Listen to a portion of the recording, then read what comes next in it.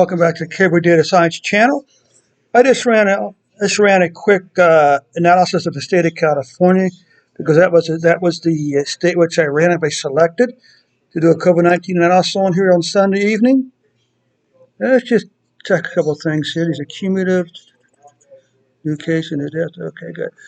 So let's just come back down here. I'm going to load some libraries, connect to my database, pull the database for California. Let's come look at cumulative totals down here, first of all. Okay, this is a little better. I don't know what happened the first time. I really don't.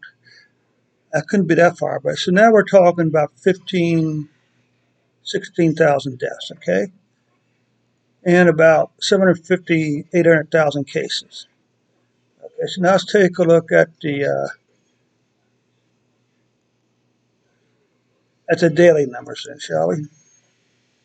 Okay, interesting enough, they didn't seem to have much of a spike back in April, but they did have a major spike here. This is July, sometime in July. The daily cases went over. Well, this is 8.4. This is 10,000.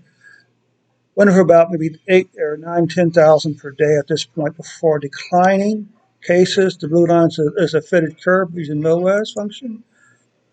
Now, this is interesting. What's interesting this looks like the national pattern. 2 peaks followed by a decline, except it's backwards, right? This is flipped. At the national level, this is April, and this is August, September. All right. So they did their fair cases, close to 150. Now it's dropping down to like 75 cases per day. Let's take a look at the mortality rate. Okay, so now the mortality rate's above 2%. This is 3, so let's say 2.5%, which is about the national average. And these are the average number of, this is the mortality rate by day. So you can see that they've had quite a few days when the mortality rate was above the average. Let's take a look over here. Let's take a look at some monthly data here real quick. This is weekly data. Okay. Here you see the same big spike we have back in Ohio. All right, but the difference is, to the national average, look at the spike in deaths by week. Yeah, they had it. It's been declining here, but you had this massive spike which we don't see at the national level. Okay.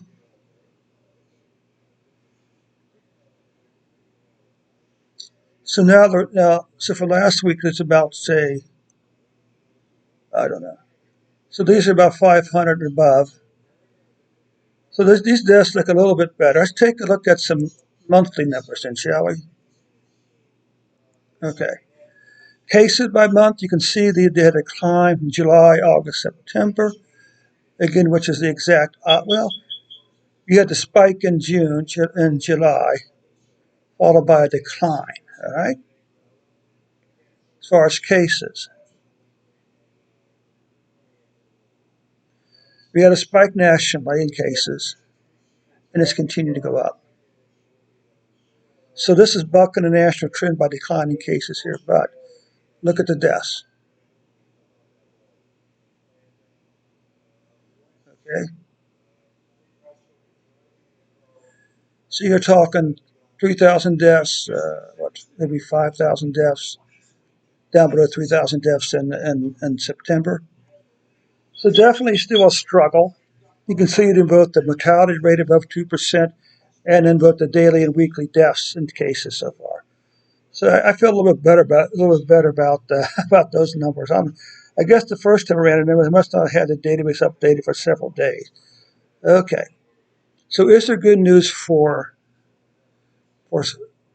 yeah, there is good news for California. Monthly decline in cases and a new decline, and the decline from the spike in August to back down to September to under 3,000 cases for the month of September. Okay, so that takes care of California for tonight. I'll just go and post this for you folks up there, and any of you folks in California can go out and take a look at this if you want to. Create a CA.